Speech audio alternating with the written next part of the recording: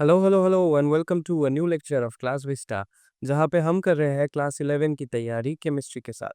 आज है जीओसी का लेक्चर नंबर 3। तो बिना किसी देरी के चलो शुरू करते हैं। तो पहले थोड़ा सा रिवीजन कर लेते हैं। लास्ट क्लास में हम लोगों ने क्या देखा? तो lecture number 1 and lecture number 2 में हम लोगों ने पूरा का पूरा आईयूपैक नोमेनक्लेचर कंप्लीट कर लिया है। ठीक है, हम लोगों का आईयूपैक नोमेनक्लेचर हो गया है खत्म। उसमें से हम लोगों ने सब कुछ सीख लिया, वर्ड रूट, ठीक है, फिर प्राइमरी प्राइमरी फिर secondary, primary prefix, secondary substituents जो भी होगा, ठीक है, इन सब चीज़ों को हम लोगों ने सीख लिया है ऑलरेडी। एंड क्या था, लास्ट में हम लोगों ने फंक्शनल ग्रुप का भी देख लिया था सेकेंडरी सब्स्टिट्यूएंट्स में, फिर कैसे लिखते हैं वो सब देख लिया। एंड मैंने वो टेलीग्राम ग्रुप में आप लोगों के लिए एक प्रैक्टिस शीट भी भेज दिया था। ठीक है, तो प्रैक्टिस शीट में बहुत सारा था, अराउंड 30 के आसपास वो नोमेनक्लेचर का क्वेश्चंस था। ठीक है, आयोपैक नोमेनक्लेचर का बहुत सारा क्वेश्चंस वहाँ पे है, उसका आंसर शीट भी तुम लोगों को मिल गया होगा अभी तक। तो मैं आशा करता हूँ कि तुम लोगों ने वो पढ़ लिया है, वो सब समझ लिया है, और वो प्रैक्टिस शीट भी सॉल्व कर लिया है, तो तुम लोगों का अंडरस्टैंडिंग थोड़ा और बढ़ जाएगा। ठीक है, तो आयोपैक का जब अंडरस्टैंडिंग अच्छे से आ जाएगा तभी हम लोग वो बाकी का पार्ट्स कर सकते हैं, जैसे कि आज का लेक्चर नंबर 3, और शायद एक और लेक्चर जाएगा, लेक्चर नंबर 4 तक जाएगा, या फिर नेक्स्ट चैप्टर जो होगा हाइड्रोकार्बन्स का, उस चैप्टर में भी नेमिंग बहुत इंपॉर्टेंट है। ताकि अगर मैं सपोज बोल दूं कि प्रोपेन ऑन है, प्रोप वन ऑन है, प्रोपेन वन ऑन है, तो तुम लोगों को समझना पड़ेगा ना कि कैसा है, दिखने में कैसा होगा, उसका स्ट्रक्चर कैसा होगा। अगर मैंने बोल दिया कि हेक्सेन है, सिर्फ हेक्सेन है, तो तुम लोगों को लिखना तो पड़ेगा ना हेक्सेन कैसा होता है। ऐसा मैंने बोल दिया कि कोई एक कार्बोक्सिलिक एसिड का नाम बोल दिया, सपोज बोल दिया कि इथेनोइक एसिड है, तो कैसे होता है, कौन सा फंक्शनल ग्रुप होता है, कहाँ पे उसका पोजीशन होता है, अगर ब्रांचिंग है तो कहाँ पे है, तो वो सब 2,3 डाइमिथाइल हेक्सानॉन, ऐसा मैंने अगर बोल दिया, तो तुम लोगों को पता होना पड़ेगा ना कि कहाँ पे वो उन सब का ब्रांचिंग हो रहा है। ठीक है, कहाँ पे मिथाइल ग्रुप्स लग रहा है, तो वो सब क्लियर होगा जब तुम आयोपैक नोमेनक्लेचर अच्छे से पढ़ लोगे। तो इसलिए मैं बोल रहा हूँ कि आयोपैक नोमेनक्लेचर को पहले अच्छे से कर लो, फिर इस चैप्टर मतलब बाकी का लेक्चर्स देखो, मतलब ऑर्गेनिक केमिस्ट्री का जो भी लेक्चर्स है। IUPAC nomenclature is the basics of organic chemistry. ठीक है, अगर नहीं देखा है तो अभी इस वीडियो को पॉज करो, पिछले वाले वीडियो में जाओ, वो सब कंप्लीट करो, फिर इस वीडियो में आओ। ठीक है, और अगर कंप्लीट कर चुके हो तो आज के फर्स्ट टॉपिक पे हम लोग चलते हैं, जो कि है आइसोमरिज्म। अभी स्ट्रक्चर कैसा है वो तो नोमेनक्लेचर से पता चल जाएगा, लेकिन ये आइसोमरिज्म कैसा है, स्ट्रक्चर होगा कैसा, स्ट्रक्चर के साथ कैसा हम लोग कैसे उसको लेकर खेल सकते हैं, इस सब को हम लोग आइसोमरिज्म से देखते हैं। तो आइसोमरिज्म का डेफिनेशन से पहले शुरू करते हैं कि आइसोमरिज्म क्या है। द फेनोमेना में एग्जिस्टेंस ऑफ टू और मोर कंपाउंड्स। ठीक है, दो या दो से ज्यादा कंपाउंड, कैसा कंपाउंड, जिनका सेम मॉलिक्यूलर फॉर्मूला है। ठीक है, उन लोग उनका मॉलिक्यूलर फॉर्मूला सेम है, लाइक दो कंपाउंड से उन दोनों का मॉलिक्यूलर फॉर्मूला सेम है, लेकिन क्या डिफरेंट है, बट डिफरेंट प्रॉपर्टीज। ठीक है, उन लोगों का प्रॉपर्टीज डिफरेंट है। दो कंपाउंड है जिसका सेम मॉलिक्यूलर फॉर्मूला है, एंड लेकिन उसका प्रॉपर्टीज अलग अलग है, तो इसको हम लोग बोलते हैं आइसोमरिज्म। मतलब सच कंपाउंड्स को हम लोग बोलते हैं isomers, and the phenomenon is known as isomerism. ठीक है, मैं एक एग्जांपल दे सकता हूँ तुम लोगों को, जैसे कि है C5H12। ठीक है, C5H12, अभी तुम लोग बोलोगे C5H12 को हम लोग ऐसे लिख सकते हैं, 1 2 3 4 5 एंड हाइड्रोजन को फिलअप कर दो। ठीक है, 1 2 3 4 5 6 7 8 9 10 11 12, ठीक है, सब हाइड्रोजन है, दीज आर ऑल हाइड्रोजन्स। इसको अगर तुम ऐसे लिखोगे तो इसका नाम हो जाएगा पेंटेन। ठीक है, इसका नाम हो जाएगा पेंटेन, और I can write it as एक ब्रांच बना दूं क्या, सपोज इसको CH3 दे देता हूँ, CH3, देन CH2, फिर C, इधर एक ब्रांच दे देता हूँ CH3 करके, फिर यहाँ पे एक आ जाएगा ना CH, देन CH3, मतलब 3 ब्रांचेस। ठीक है, ऐसा अगर हो गया तो इसका नाम भी चेंज हो जाएगा, इसका नाम बन जाएगा 2 मिथाइल ब्यूटेन, 2 मिथाइल ब्यूटेन। ठीक है, यहाँ पे हाईएस्ट काउंट कितना है कार्बन का, 4, लेकिन इसका भी C5H12 है, यहाँ पे भी अगर हाइड्रोजन काउंट करोगे 1 2 3 4 5 6 7 8 9 10 11 12 12 हाइड्रोजन्स। तो ये भी C5H12 है, ये भी C5H12 है, लेकिन ये है पेंटेन, ये है 2 मिथाइल ब्यूटेन। तो दोनों में बहुत सा फर्क है। ठीक है, तो ये तो एक एग्जाम्पल है, ये जस्ट मैंने एक एग्जांपल दिया। ऐसा बहुत सारा कंपाउंड्स हैं, बहुत डिफरेंट तरह के आइसोमेरिज्म्स है। ठीक है, तो यहाँ पे उन्हीं तरह के आइसोमेरिज्म के बारे में थोड़ा सा बात किया हुआ है कि यहाँ पे हम लोग बोलते हैं कि there are mainly two types of isomerisms. How many times? Two types of isomerism. Number one is structure isomerism and number two is stereo isomerism. ठीक है, तो दो तरह के मेनली आइसोमेरिज्म शो करता है organic compounds, structure and stereo. And इनके बीच भी, मतलब इनके बाद भी, मतलब स्ट्रक्चरल का बहुत सारा पार्ट्स है, different kinds of structural isomerism, different kinds of stereo isomerism. अब ये स्ट्रक्चरल क्या है, स्टीरियो क्या है, ये सब हम लोग देख लेते हैं। ठीक है, तो एक अच्छा सा एक डायग्राम बनाते हैं, यहाँ पे आइसोमेरिज्म को बीच में लिख देता हूँ। Isomerism is classified into basically two types. ठीक है,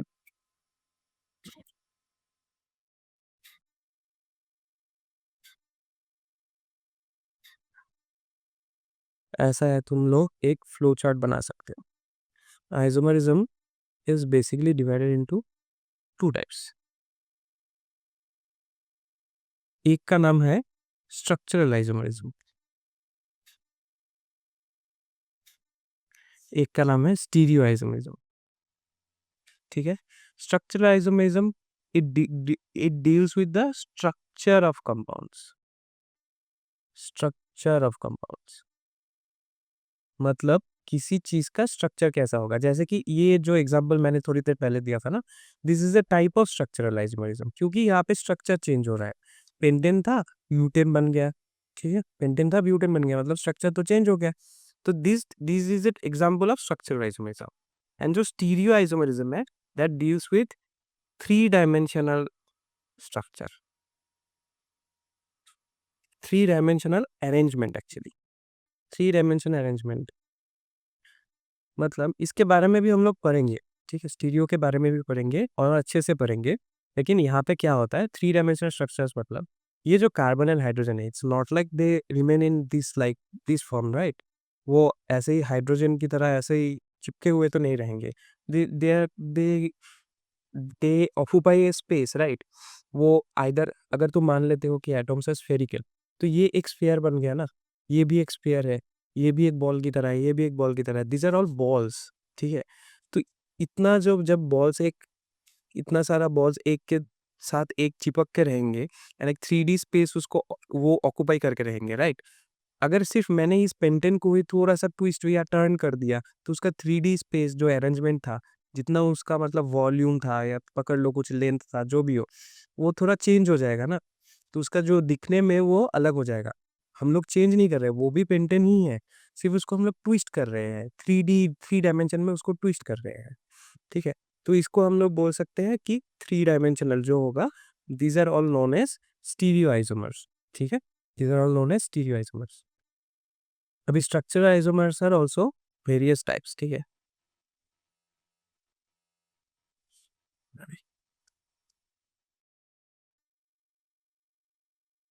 structure isomers are also various types and stereoisomers are also various types. इन सब के बारे में अभी पढ़ेंगे।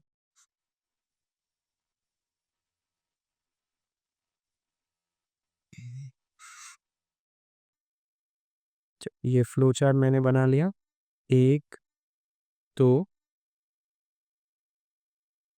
दो, तीन एंड चार। There are four kinds of structure isomers and there are two types of stereoisomers. ठीक है, तो four kinds of structure isomers कौन सा है? एक होता है चेन आइसोमर्स, चेन आइसोमरिज्म।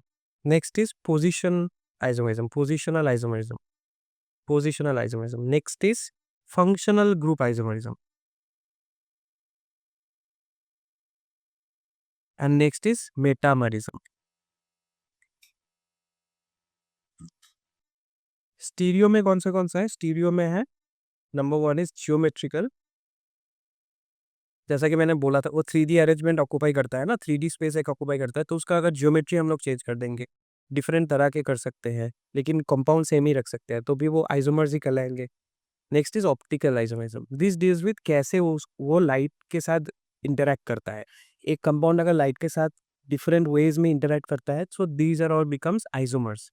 ठीक है, चलो। Chain isomerism, position isomerism, functional group isomerism, metamerism, they are part of structure isomerism. They deal with the structure of compound. Geometrical and optical isomerism is a part of stereoisomerism. They deal with the 3D arrangement of a compound. ठीक है, अब ये chain, positional, functional and metamerism, ये जो चार है, this is number 1, number 2, number 3 and number 4। इन चारों को हम लोग इस चैप्टर में देखेंगे।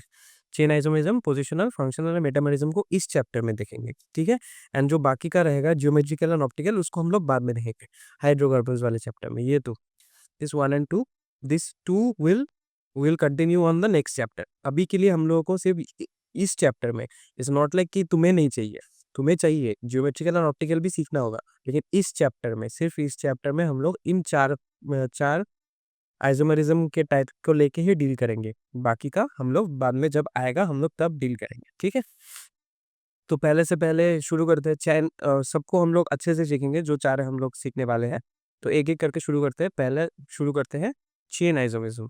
अब ये चेन आइसोमरिज्म कैसा है? Chain isomerism is compounds having same molecular form. Obviously molecular formula same पढ़ना पड़ेगा, वो आइसोमरिज्म का वो बेसिक कॉन्सेप्ट है। Molecular formula is same, molecular formula is same, but different कहाँ पे? Different arrangement of carbon chain. जो कार्बन चेन है, नाम से ही पता चल रहा है, ठीक है, कार्बन चेन, जो चेन है उसका लेंथ डिप अगर वेरी करेगा, उसका चेन अगर चेंज होता रहेगा, लेकिन उसका मॉलिक्यूलर फॉर्मूला सेम ही रहेगा। ठीक है, मतलब different number of carbon atom in chain और वर्ड रूट अगर चेंज होगा विद इन द मॉलिक्यूल, तब उसको हम लोग बोलेंगे क्या? चेन आइसोमरिज्म है। एग्जाम्पल से अच्छे से समझ आ जाएगा हम लोगों को। ठीक, एग्जाम्पल ले लेते हैं। थोड़ी देर पहले ही जो लिया था ना पेंटेन का एग्जाम्पल, वो भी एग्जाम्पल है, और भी ले सकते हैं। सपोज पेंटेन का ही पकड़ ले, पेंटेन का ही, ये तो पेंटेन नॉर्मल है ना, CH3 CH2 CH2 CH2 CH3, this is normal pentane, right? उसका हम लोगों ने और एक देखा था, कैसा था? उसका देखा था ऐसा, CH3 CH2 CH, यहाँ पे एक CH3, देन CH2, नहीं यहाँ पे CH3, राइट? ऐसा देखा था। और एक भी हो सकता है, दिस इज पेंटेन। इसका नाम हम लोगों ने थोड़ी देर पहले लिखा है, पेंटेन। इसका नाम था 2-मिथाइल ब्यूटेन, 2-मिथाइल ब्यूटेन। ठीक है, और एक भी हो सकता है, पेडिट से ही हम लोग बना सकते हैं। सपोज इसका भी अगर ब्रांच में निकाल लूँ, इसको अगर मैंने ब्रांच में दे दिया, ऐसा बना दिया, CH3 C CH3 CH3 CH3, इसमें भी देखो 5 कार्बन है एंड टोटल 12 ही है, C5H12। ठीक है, इसका अगर मैं पकड़ लूँ, इसमें भी 5 ही कार्बन है, 5 ही कार्बन है एंड 12 हाइड्रोजन है, लेकिन ये भी दिखने में ही तुम्हें पता चल गया कि ये अलग है।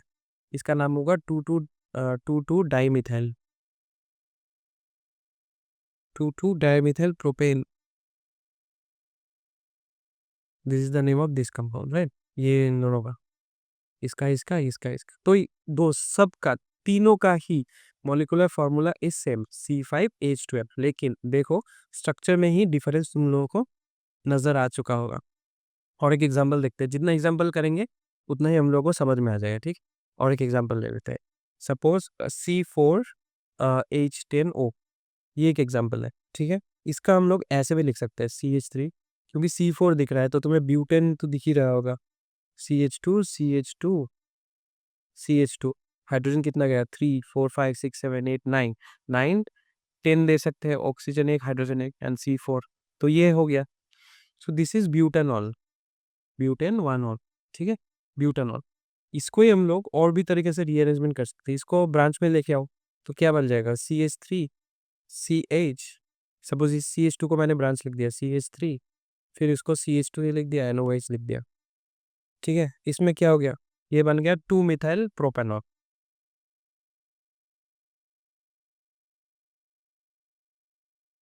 समझ रहा है?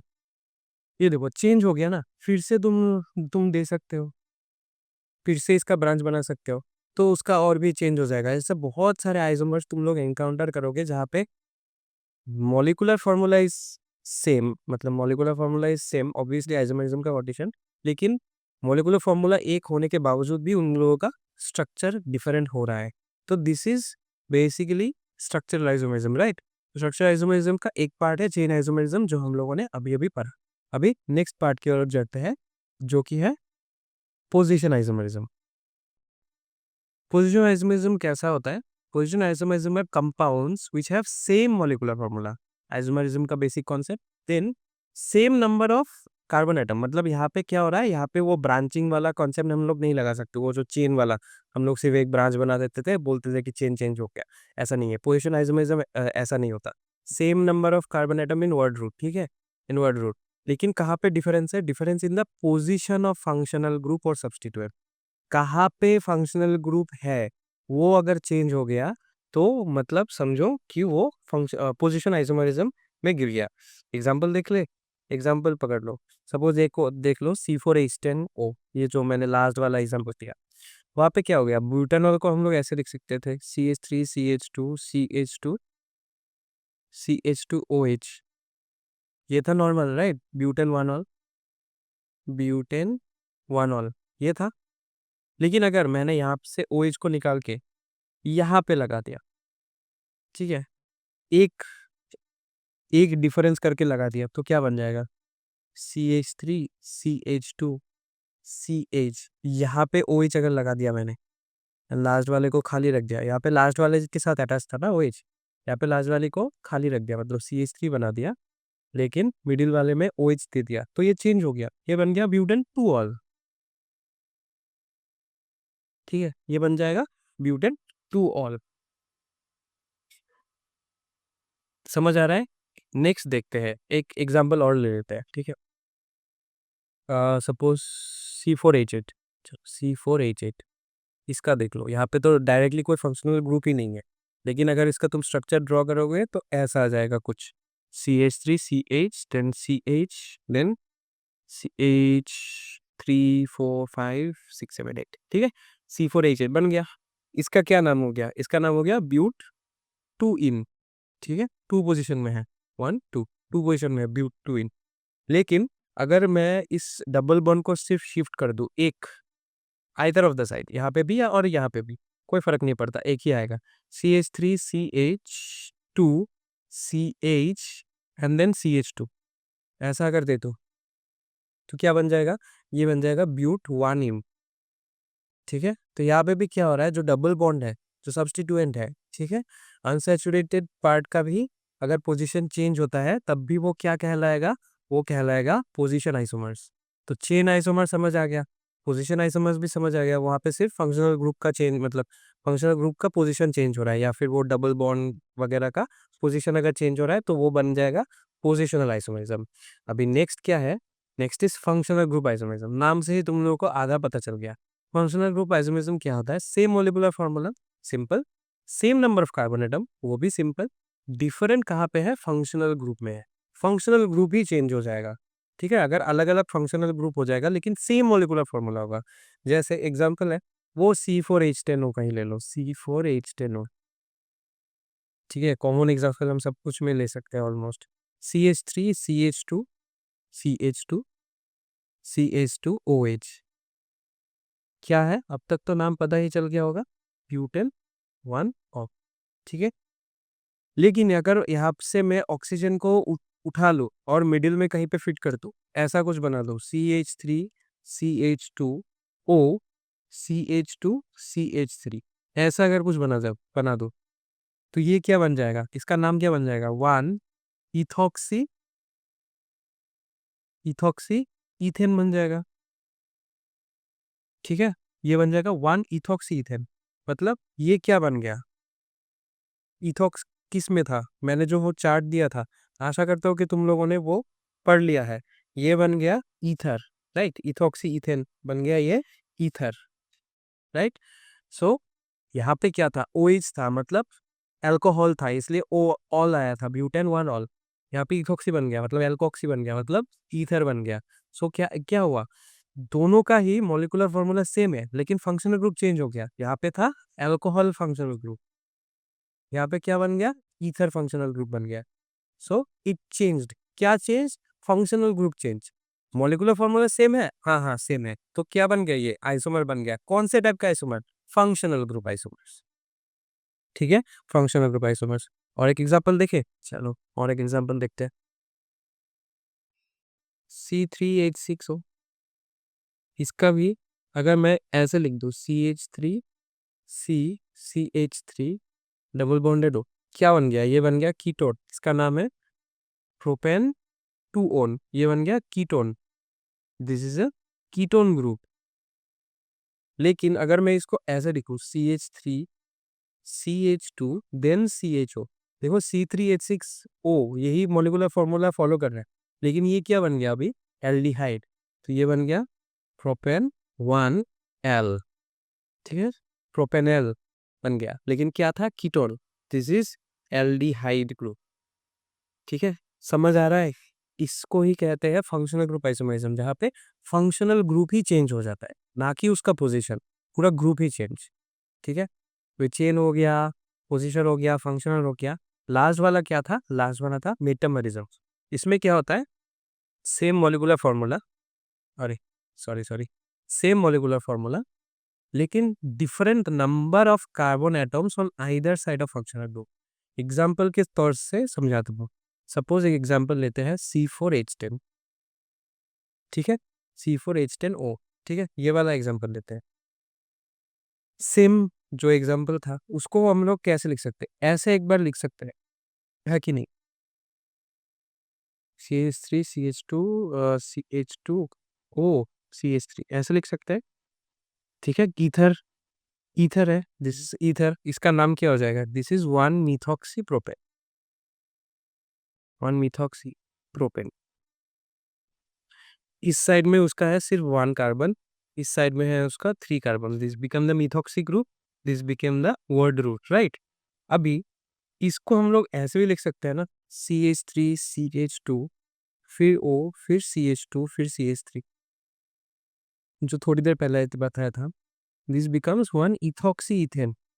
यहाँ पे क्या हुआ, जो फंक्शनल ग्रुप है, यहाँ पे फंक्शनल ग्रुप कौन सा है, this is the functional group, right, this is the functional group, जो O है वो ही फंक्शनल ग्रुप ही इधर का, यहाँ पे O बैठा है, या जो फर्स्ट वाला एग्जांपल दिया 1 मिथॉक्सी प्रोपेन, उसमें क्या था, इस वाले को डिवाइड किया 1 में, इस वाले को डिवाइड किया 3 में।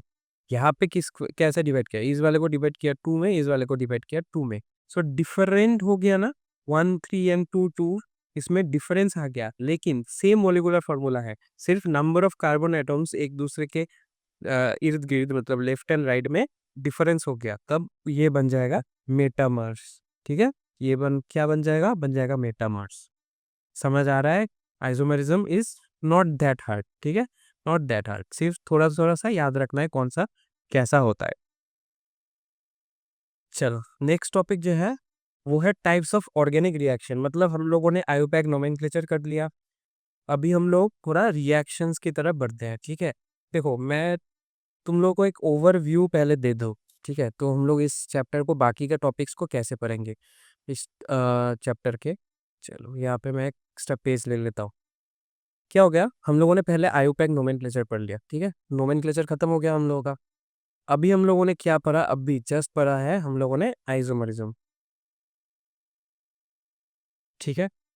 अभी क्या हो गया, देन हम लोगों को पढ़ना पड़ेगा थोड़े, अभी हम लोगों का बेसिक्स खत्म हो गया कि स्ट्रक्चर कैसा होता है, स्ट्रक्चर का नाम कैसा होता है, डिफरेंस तरह के स्ट्रक्चर्स हो सकते हैं क्या, अगर होते हैं तो कैसे होते हैं, तो these are the basic commons, ठीक है, ये दीज आर द बेसिक्स, ये हम लोगों ने कंप्लीट कर लिया, बेसिक्स हम लोगों ने कंप्लीट कर लिया। अभी हम लोगों का जो पार्ट आएगा, दिस इज द रिएक्शन वाला पार्ट, ठीक है, रिएक्शन वाला पार्ट आएगा, जहाँ पे हम लोग पढ़ेंगे पहले टाइप्स, फिर दो टॉपिक्स है, एक है इलेक्ट्रोफाइल एंड एक है न्यूक्लियोफाइल, ठीक है, इन दोनों के बारे में थोड़ा पढ़ेंगे, फिर उन दोनों के इंटरमीडिएट्स के बारे में थोड़ा पढ़ेंगे। इंटरमीडिएट्स कैसा है, कोई भी अगर ऑर्गेनिक रिएक्शन हो रहा है ना, तो कभी कभार ऐसा होता है कि डायरेक्टली डायरेक्टली कोई प्रोडक्ट नहीं फॉर्म होता, ठीक है, डायरेक्टली कोई प्रोडक्ट फॉर्म नहीं होता, कैसा होता है, it goes through a number of steps, ठीक है, तो सपोज A टू B जाना है उसको, ये A फिर सपोज C में चला गया, D में चला गया, फिर E में चला गया, देन B में गया, so these are all called as the intermediates, intermediates. तो ऐसा भी हो सकता है। तो इंटरमीडिएट्स जो है होता है ऑर्गेनिक रिएक्शंस में, उन सब के बारे में भी थोड़ा सा पढ़ेंगे। लेकिन इंटरमीडिएट्स जब हो जाएगा तब हम लोग उसके बाद वाले पार्ट जो होगा, दिस इज द प्रोडक्ट वाला पार्ट, ठीक है, कैसा प्रोडक्ट्स आ रहा है, तो वो भी हम लोग पढ़ेंगे। अभी जो रिएक्शन वाला पार्ट है ना, ये जीओसी वाले लेक्चर्स में भी मिलेगा। देन हाइड्रोकार्बन्स जो लेक्चर्स आने वाला है, ठीक है, जो इस चैप्टर के बाद आएगा, नेक्स्ट वाला जो चैप्टर है, उन सब का भी एग्जांपल्स बहुत सारा मिलेगा तुम लोगों को रिएक्शन वाला। ठीक है, इलेक्ट्रोफिलिक क्या होता है, न्यूक्लियोफिलिक क्या होता है, इंटरमीडिएट्स कौन सा यूज हो रहा है इस रिएक्शन में, इन सब को तुम लोगों को जानना पड़ेगा। तो ये जो है ना, ये भी बेसिक्स ही है, रिएक्शन का भी बेसिक्स है। मतलब ये एकदम बेसिक्स तो हम लोगों ने कंप्लीट कर लिया, आईयूपैक एंड आइसोमेरिज्म, ठीक है, मतलब नोमेनक्लेचर एंड आइसोमेरिज्म, ये तो कंप्लीट हो गया, ये एकदम बेसिक्स का भी बेसिक्स है। अभी जो रिएक्शन मैकेनिज्म्स होगा उसका बेसिक्स हम लोग अभी कर लेंगे, अभी करेंगे रिएक्शन का बेसिक्स। फिर उसके बाद जो नेक्स्ट वाला चैप्टर है वहाँ पे और भी थोड़ा थोड़ा जानना पड़ेगा, उसमें आइसोमेरिज्म का भी जो पार्ट हम लोगों ने बचा के रखा है वो भी पढ़ेंगे, ठीक है। तो जो पहला टॉपिक आएगा रिएक्शन वाले में, this is the types of reaction, जो टाइप्स ऑफ ऑर्गेनिक रिएक्शन मिलता है। तो पहला होता है एडिशन रिएक्शन। देखो 4 ही टाइप्स होते हैं, addition, elimination, then substitution and rearrangement. तो जो एडिशन रिएक्शन होता है उसमें क्या होता है, एड अप हो जाता है, ठीक है, two molecules react to form one molecules, single product, ठीक है, सिंगल प्रोडक्ट ऐसा लिख सकते हो, two molecules react to form single product. Example ले लेते हैं, CH2, ठीक है, उनमें अगर तुम हाइड्रोजन गैस ऐड कर दोगे एंड एक कैटलिस्ट दे दोगे, निकल कैटलिस्ट, निकल एज ए कैटलिस्ट अगर तुम यूज करोगे, तब ये क्या बन जाएगा, CH3, मतलब CH2 के साथ एक हाइड्रोजन आ जाएगा, देन CH2 के साथ और एक हाइड्रोजन आ जाएगा, दिस इज एडिशन। और एक एग्जांपल देख सकते हैं, CH3, CH2 के साथ अगर तुम हाइड्रोजन ब्रोमाइड HBr दे दोगे, तब ये बन जाएगा CH3CHBr एंड देन CH2H, ठीक है। ये जो रिएक्शन है, इस रिएक्शन के बाद एक स्टार दे देना, क्योंकि ये जो रिएक्शंस देख रहे हो, ये वाला सिर्फ सेकंड वाला HBr के साथ reaction, this is very important, very very very important. कब आ जाएगा, कब पता चलेगा, वो तो बाद में आ ही जाएगा, तब तुम लोगों को सब पता चल जाएगा इस रिएक्शन के बारे में। लेकिन अभी से मैं बोल रहा हूँ, इस रिएक्शन को याद करना शुरू कर दो, क्योंकि ये रिएक्शंस बार बार आएगा, 1000 बार आएगा, 11 में भी आएगा, क्लास 12 में भी आएगा, इस चैप्टर में आएगा, नेक्स्ट चैप्टर में भी आएगा, क्लास 12 में भी 2-3 बार आएगा, ठीक है। तो this is very important, star star, और 2 स्टार लगा दो, और एक स्टार लगा दो, और एक स्टार लगा दो।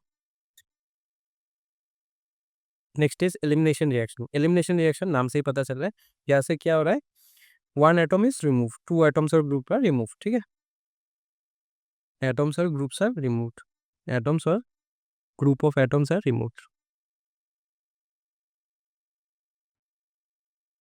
एग्जाम्पल देख ले, समझ आ जाएगा।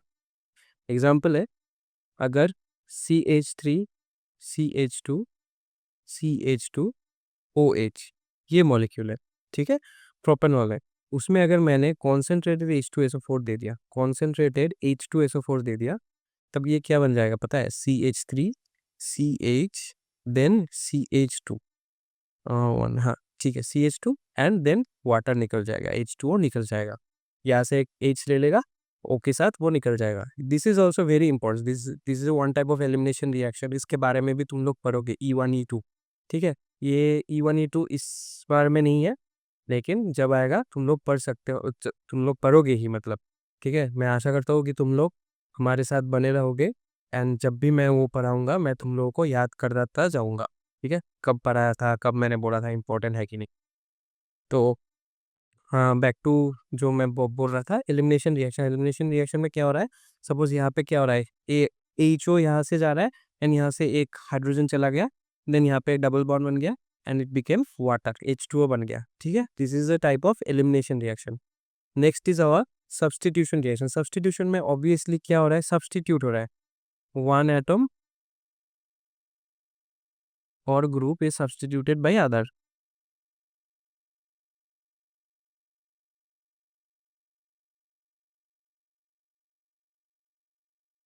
by the other. एग्जाम्पल है सपोज CH3CH2Br ऐसा है, ठीक है। नेक्स्ट यहाँ पे अगर मैंने KOH एक्वस फॉर्म में डाल दिया तो क्या हो जाएगा पता है, CH3CH2 ये Br हट के, ठीक है, यहाँ से OH आ जाएगा, it become OH plus KBr, ये बन जाएगा, ठीक है। सब्सटीट्यूट हो गया, ब्रोमीन को सब्सटीट्यूट किसने कर लिया, OH ने, ठीक है। Next rearrangement reaction. Rearrangement reaction में क्या होता है, ऑब्वियसली पोजीशन इज चेंज, ठीक है। क्या होता है, एटम्स और ग्रुप ऑफ एटम्स, एटम्स और एटम और group of atoms change their position.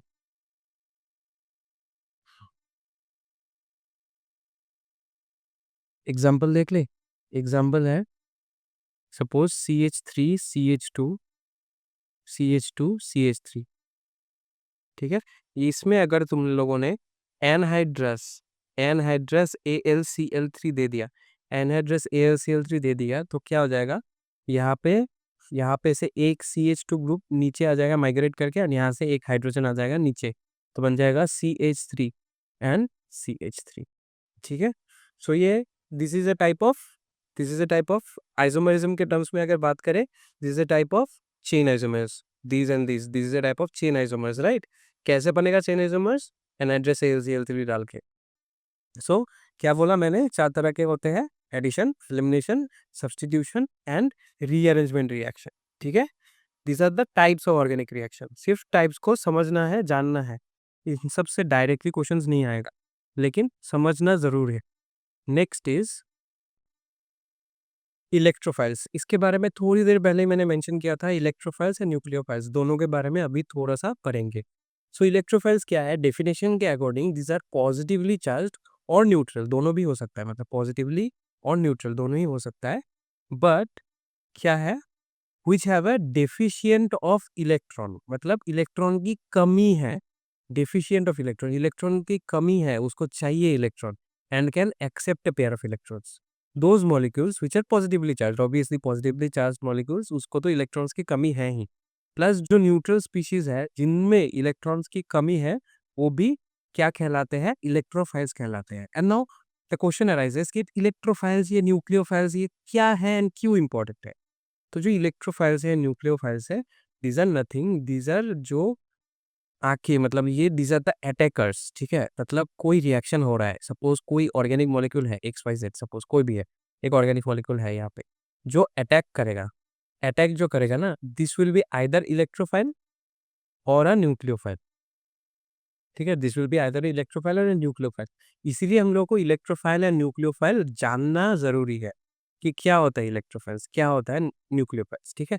इसका एग्जाम्पल तुम लोग लिख सकते हो, इलेक्ट्रोफाइल्स का एग्जाम्पल, जो भी पॉजिटिवली चार्ज स्पीशीज देख रहे हो, H positive, then Cl positive, then Br positive, then NO2 positive, then AlCl3, ठीक है। these are all electrophiles, they can accept a pair of electrons, they can accept a pair of electrons, BCl3, BF3, ZnCl2, SO3 etc. बहुत सारा example मैंने दे दिया। इन सब में क्या है, AlCl3, BCl3, BF3, ZnCl2 and SO3 में क्या है, there is a deficient of electrons. Positive होने से तो पता ही है डेफिशिएंट है, लेकिन these are not, these are all neutral, neutral में भी कभी कभार डेफिशिएंट ऑफ इलेक्ट्रॉन्स होता है, तब क्या कर सकता है वो, दो can accept a pair of electrons, and अगर एक्सेप्ट कर लिया किसी से, एंड वो अगर एक ऑर्गेनिक मॉलिक्यूल है, तो मतलब ऑर्गेनिक रिएक्शंस हो गया, ठीक है, इलेक्ट्रोफिलिक रिएक्शन हो गया। Next is nucleophiles. न्यूक्लियोफाइल्स क्या है, इलेक्ट्रोफाइल्स का opposite, this are negatively charged और न्यूट्रल स्पीशीज, जहां पे एक्सेस ऑफ इलेक्ट्रॉन है, ठीक है, there is an excess of electrons, लेकिन क्या कर सकते हैं वो, अगर एक्सेस है तो वो क्या कर सकते हैं, डोनेट कर सकते हैं, ठीक है। अगर कोई लेना चाहता है, कार्बन का कोई कंपाउंड अगर लेना चाहता है, then it becomes an organic reaction. इसमें क्या होता है, एक्सेस ऑफ इलेक्ट्रॉन्स रहता है। एग्जाम्पल क्या है, एग्जाम्पल है OH negative, Cl negative, NO2 negative, फिर H2O, इसमें भी एक्सेस ऑफ इलेक्ट्रॉन्स है, NH3, ठीक है, ROH, मतलब ROH मतलब यहाँ पे कोई भी अल्काइल, कोई भी alkyl, next is RNH2 etc. These are all nucleophiles, ठीक है। नेक्स्ट यहाँ पे ना एक छोटा सा टॉपिक मैं तुम लोगों को समझा देता हूँ, ठीक है। छोटा सा एक चीज है, छोटा सा एक कॉन्सेप्ट है जो समझना is important. This is called electrophilic centre, ठीक। Electrophilic centre. अभी इलेक्ट्रोफिलिक सेंटर कैसा आता है? सपोज मान लो कोई भी रिएक्शंस जब होता है, याद रखना कोई भी रिएक्शंस जब होता है तब क्या होता है, एक पॉजिटिव चार्ज एंड एक नेगेटिव चार्ज का इंटरेक्शन होता है, ठीक है। कोई भी रिएक्शंस जब होता है एक पॉजिटिव चार्ज एंड एक नेगेटिव चार्ज का मतलब इंटरेक्शन होता है। सपोज यहाँ पे कोई भी एक मॉलिक्यूल है, सपोज ए एक मॉलिक्यूल है, ठीक है, एंड दिस इज पॉजिटिव। तो तुम्हें पता है कि यहाँ पे अगर मैंने एक न्यूक्लियोफाइल दे दिया, न्यूक्लियोफाइल क्या होता है, generally they are negative and they can donate electrons. तो ये क्या करेगा, ये इसको इलेक्ट्रॉन्स दे देगा क्योंकि यहाँ पे इलेक्ट्रॉन्स की कमी है एंड दे वांट इलेक्ट्रॉन्स। ए को इलेक्ट्रॉन्स चाहिए, न्यूक्लियोफाइल के पास एक्स्ट्रा इलेक्ट्रॉन्स है तो वो दे देगा and they become a bond ANU, ऐसा एक बॉन्ड बन जाएगा, ठीक है। सिंगल बॉन्ड हो, डबल बॉन्ड हो, कोई भी हो, ऐसा बन सकता है। लेकिन अगर मैं एक तुमको मॉलिक्यूल दे दूं, ऐसा एक मॉलिक्यूल दे दूं, suppose CH3 CH double bonded हो, ऐसा कि अगर मॉलिक्यूल अगर मैंने तुमको दे दिया तब तुम क्या बोलोगे कि यहाँ पे न्यूक्लियोफिलिक अटैक होगा, न्यूक्लियोफिलिक अटैक होगा। तो तुमको पता होना चाहिए कि हाँ यहाँ पे भी न्यूक्लियोफिलिक अटैक हो सकता है। इवन दो ये न्यूट्रल है, न्यूट्रल मतलब उसको ना इलेक्ट्रॉन्स ज्यादा है ना इलेक्ट्रॉन्स कमी है, ना उसको इलेक्ट्रॉन्स देना है ना उसको इलेक्ट्रॉन्स चाहिए।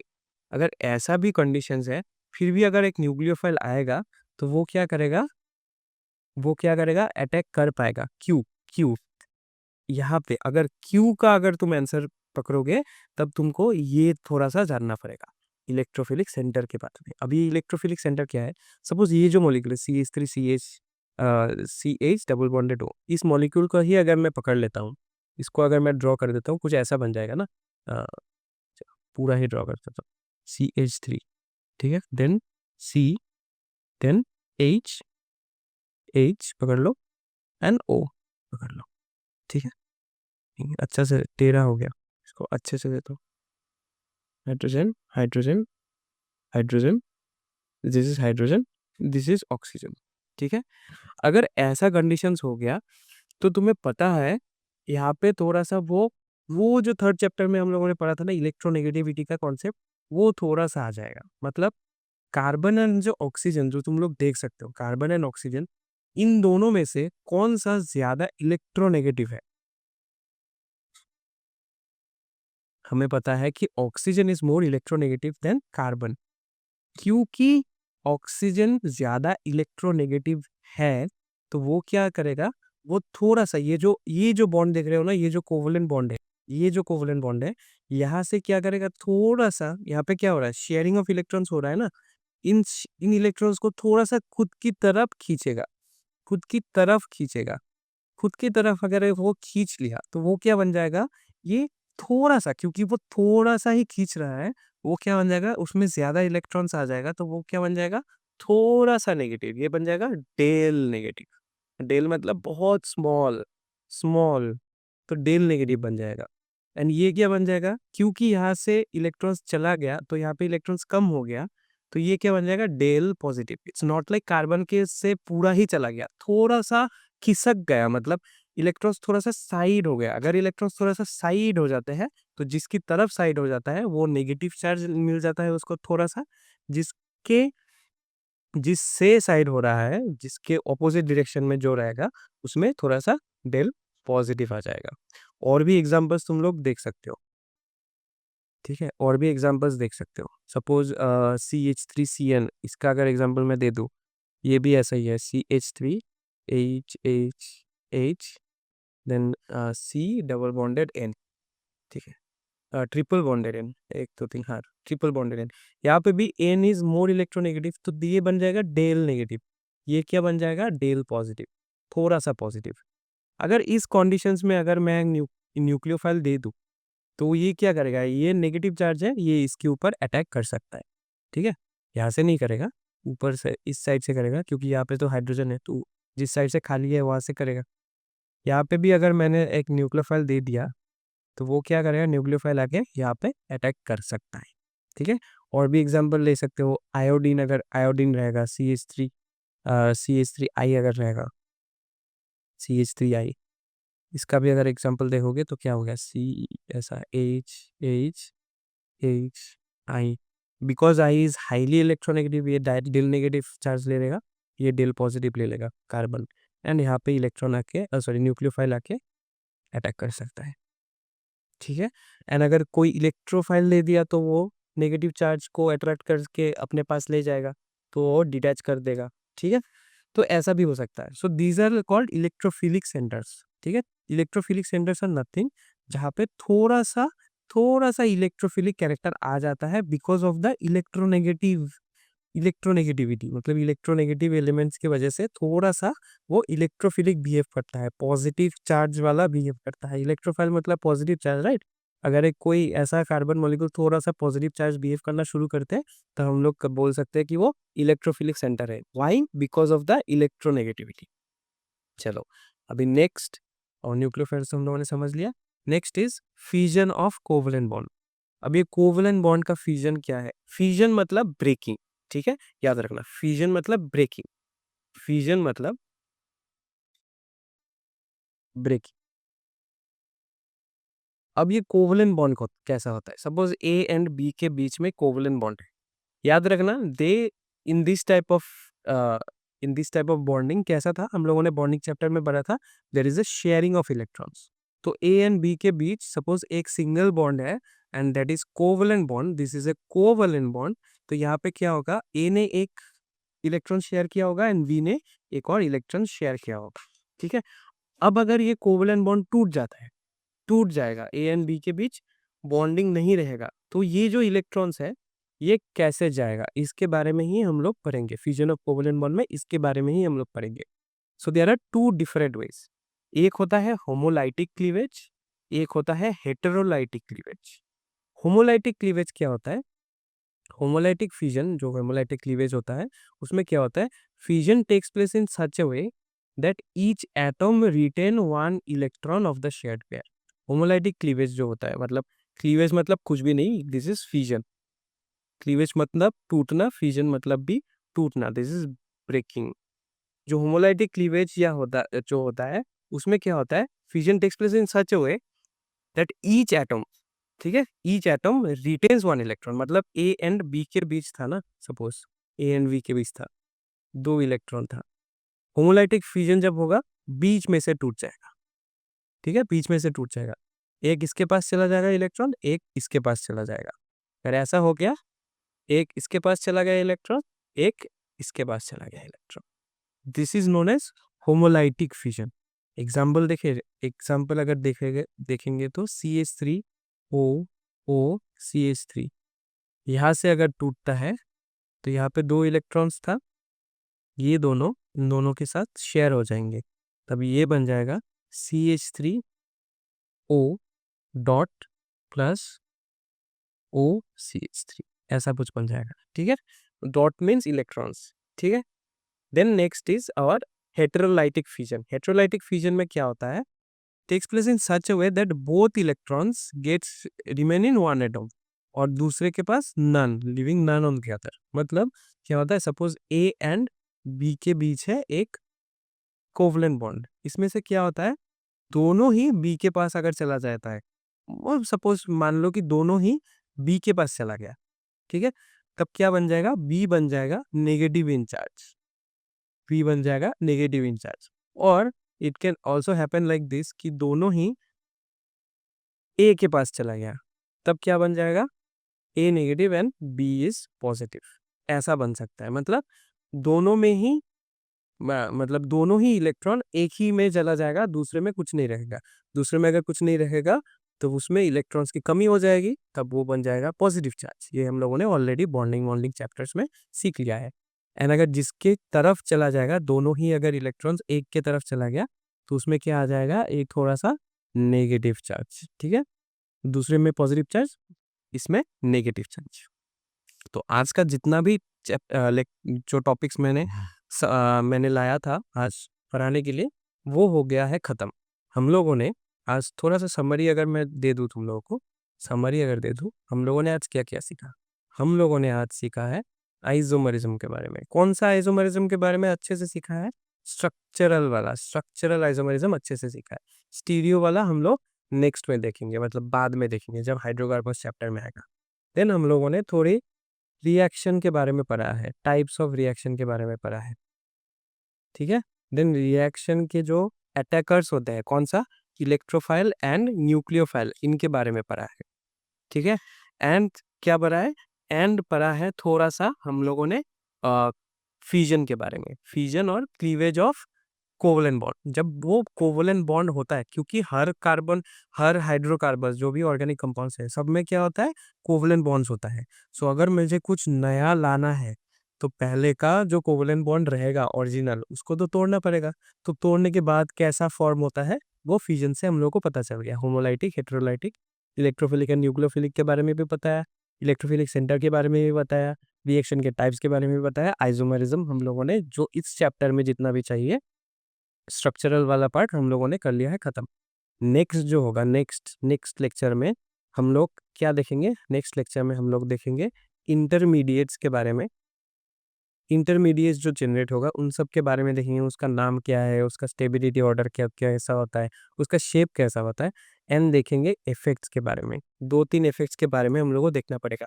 इंडक्टिव इफेक्ट, ठीक है, मेटामेरिक इफेक्ट, ये सब के बारे में हम लोगों को देखना पड़ेगा। प्लस आई माइनस आई, प्लस ई माइनस ई, इन सब इफेक्ट्स के बारे में देखना पड़ेगा। एंड जीओसी हो जाएगा खत्म।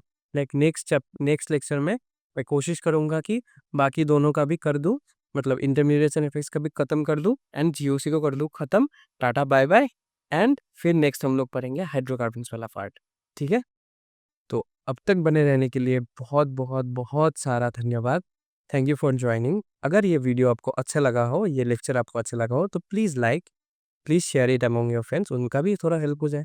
And please subscribe to the channel. And जाते वक्त सब्सक्राइब अगर कर ही दिया है तो बेल आइकन भी दबा के जाना, ताकि तुम लोगों को पता चल जाए कब नया वीडियो अपलोड होगा, ठीक है। ताकि झटपट तुम लोग देख सको, क्योंकि exams are near, exams are ringing your bell. So please ring our subscribe वाला बेल, ताकि हम लोग आपके हेल्प कर सकें। अगर इस लेक्चर का लेक्चर नोट्स तुम्हें चाहिए तो टेलीग्राम चैनल ज्वाइन कर लो। टेलीग्राम चैनल है @ClassVistaChemistry, @ClassVistaChemistry। एंड हर बार की तरह मैं फिर से एक ही गाना गाऊंगा कि अगर इंस्टाग्राम एंड फेसबुक में फॉलो करना है तो कर सकते हो @ClassVista ऑन IG में।